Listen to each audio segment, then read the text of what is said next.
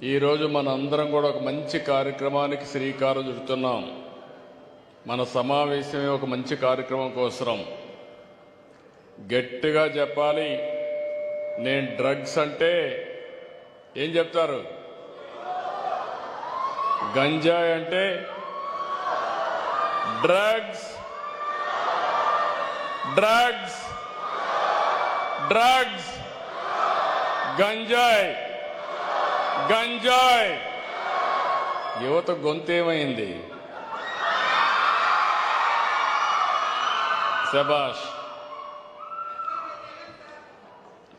ఈరోజు మనం చూస్తే ప్రపంచం మొత్తం అగైనెస్ట్ డ్రగ్స్ మీద, అదే మరిగా ఇల్లిసిట్ ట్రాఫిక్ మీద ఒక ఉద్యమాన్ని ప్రపంచం మొత్తం జరుపుకుంటున్నాం. 1987లో ఐక్యరాజ్య సమితి జూన్ 26ని డ్రగ్ వ్యతిరేక దినంగా నిర్వహించుకోవాలని నిర్ణయించారు. దాన్ని మనం ఏ విధంగా ముందుకు తీసుకుపోయే పరిస్థితికి వచ్చాం. నేను ఒకటే ఇక్కడుండే యువతకందరికీ విజ్ఞప్తి చేస్తున్నా, రాష్ట్రంలో ఉండే ప్రజలందరికీ విజ్ఞప్తి చేస్తున్నా. ఎన్నికల ముందు నేను చాలా విషయాలు మాట్లాడాను. నేను ఒక మాట కూడా చెప్పాను. నేను వస్తానే ఎవరైనా రౌడీలు గాని తోక తిప్పితే తోక కట్ చేస్తానని ఆ రోజే చెప్పాను. నేను లా అండ్ ఆర్డర్లో చాలా సమస్యలు చూశాను. ఆ రోజు మీరందరూ చూస్తే తీవ్రవాద సమస్య. దీనివల్ల ప్రజలకు సేఫ్టీ ఉండదు, ప్రజల జీవితాలన్నీ కూడా అతలాకుతలమవుతాయనే ఉద్దేశంతో నేను ఒక పిలిపిచ్చాను, నేను పోరాడాను. ఇంకొక పక్క రాయలసీమలో ముఠా కక్షలు కుటుంబాల్ని పూర్తిగా హతమార్చే పరిస్థితి. ఆ రోజు సినిమాలు కూడా తీసేవాళ్ళు. నేను ఆ రోజు ఒకే మాట చెప్పాను, ఇక రాబోయే రోజుల్లో ముఠా కక్షలు ఉండడానికి వీలు లేదు అని చెప్పి రాయలసీమలో ముఠాలను అణిచివేసిన వ్యక్తిని, అణిచివేసిన పార్టీ తెలుగుదేశం పార్టీ అని చెప్పి విజ్ఞప్తి చేస్తున్నా.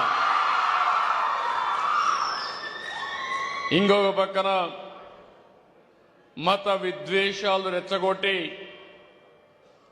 తద్వారా రాజకీయ మనుగడ సాధించాలని, సమాజాన్ని అతలాకుతలం చేయాలనుకుంటే ఒకే మాట చెప్పాను, మత సామరస్యాన్ని కాపాడుతాం, మత విద్వేషాలు రెచ్చగొట్టే వ్యక్తులకు ఇక్కడ చోటు చెప్పడమే కాకుండా ఈరోజు రాష్ట్రంలో మత సామరస్యం ఉందంటే అది తెలుగుదేశం పార్టీ చూపించిన చొరవ.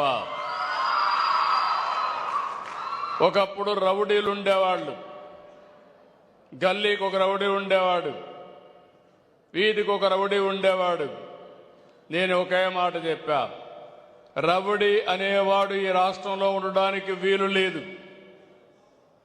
ఆ విధంగా చాలా గట్టిగా ఉంటే రౌడీజం కూడా కంట్రోల్ చేశాం.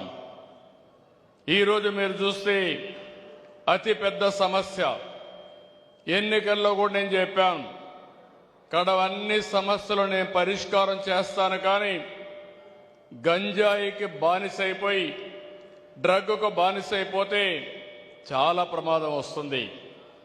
ఒకసారి అలవాటు అయిపోయిన తర్వాత తెలుసో తెలియకో ప్రలోభ పెట్టి కొంతమందిని ఈ విధంగా చెడగొట్టిన తర్వాత వారిని బాగు చేయడం చాలా కష్టమని ఒక మాట చెప్పాను. తల్లిదండ్రులు కూడా చెప్పాను. ఒక్క విషయం మీరు గుర్తుపెట్టుకోవాలి, రాష్ట్రం మొత్తం 5 సంవత్సరాల్లో తెలుగుదేశం పార్టీ అనేక సందర్భాల్లో ఉద్యమాలు చేశాం. ప్రతిపక్షంగా మేము ఉద్యమాలు చేసింది, డ్రగ్స్ వస్తున్నాయి, రాష్ట్రం ఒక కేంద్రంగా మారిపోయింది, ఏజెన్సీ ఏరియా చూస్తే గంజాయి పంట పండిస్తున్నారు, ఇది మామూలు పంటగా తయారు చేసుకుని రాష్ట్రాన్ని దేశాన్ని నాశనం చేస్తున్నారు. విశాఖపట్నం కేంద్రంగా చేసుకొని ఒక మంచి ప్రాంతాన్ని దెబ్బతీస్తున్నారు. ఆంధ్ర బ్రాండ్ పోతా ఉందని చాలాసార్లు చెప్పాను. నేను ఆ విధంగా పోరాడితే కడాన ఒక్క సమీక్ష పెట్టలేదు ఆనాటి ముఖ్యమంత్రి.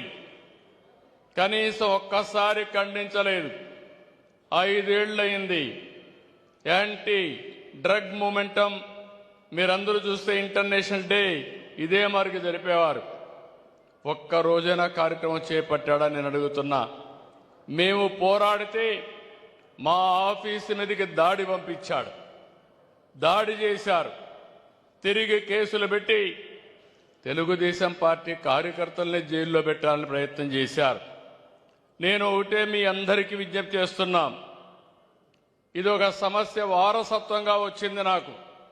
అనేక సమస్యలు వచ్చాయి కానీ ఇది పెద్ద సమస్య. 10 లక్షల కోట్ల రూపాయలు అప్పులైనాయి. నేను సూపర్ 6 ఇస్తా అన్నాను. ఒకే మాట చెప్తున్నా, ఎన్ని కష్టాలున్నా మళ్ళీ రాష్ట్రాన్ని బాగు చేసే బాధ్యత మాదని ఆ రోజే చెప్పాం. ఇచ్చిన మాట నిలబెట్టుకుంటామని చాలా స్పష్టంగా చెప్పాం. దాన్ని ముందుకు తీసుకుపోతున్నాం. ఈరోజు నేను వచ్చింది ఇక్కడికి డ్రగ్స్ కానీ గంజాయి కానీ పండించే వ్యక్తులు కానీ అమ్మే వ్యక్తులు కానీ ఈ డ్రగ్స్కు అలవాటు పడిపోయి దీన్ని సేవించే వ్యక్తులు కానీ వాళ్ళందరికీ విజ్ఞప్తి చేస్తున్నాం. నేను మీ అందరి పైన గంజాయి పైన డ్రగ్ పైన యుద్ధాన్ని ప్రకటిస్తున్నా. ఎవరైనా అడ్డం వస్తే తొక్కుకుంటా పోవడం తప్ప ఎవరిని వదిలిపెట్టను. ఈ విషయంలో మనందరం గుర్తుపెట్టుకోవాల్సిన అవసరం ఉంది. 5 ఏళ్లలో మీరు చూశారు. ఇప్పుడే ఎమ్మెల్యే గారు ఒక మాట చెప్పారు. స్థానిక శాసనసభ్యుడు, ఏ నాయకుడైనా రాజకీయాల్లో ఉండే వ్యక్తులు ఆదర్శంగా ఉండాలి. చెడును ఎక్కడ కూడా ప్రోత్సహించకూడదు. చెడు వ్యక్తులతో కలవకూడదు.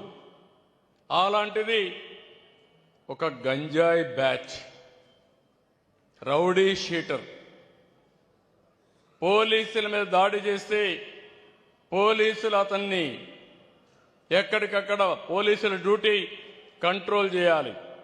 కంట్రోల్ చేస్తున్నాడని నెపంతో కొన్ని వందల మోటార్ బైకులు ఎసగిపోయి గొడవ చేసి గంజాయి బ్యాచ్కి సహకరిస్తే ఏమనాలని మిమ్మల్ని అందరిని అడుగుతున్నా.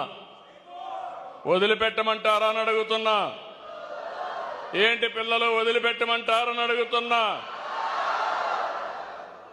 రాజకీయ ముసుగేసుకుంటే అడ్డంగా రాజకీయ ముసుగు తీసి గంజాయి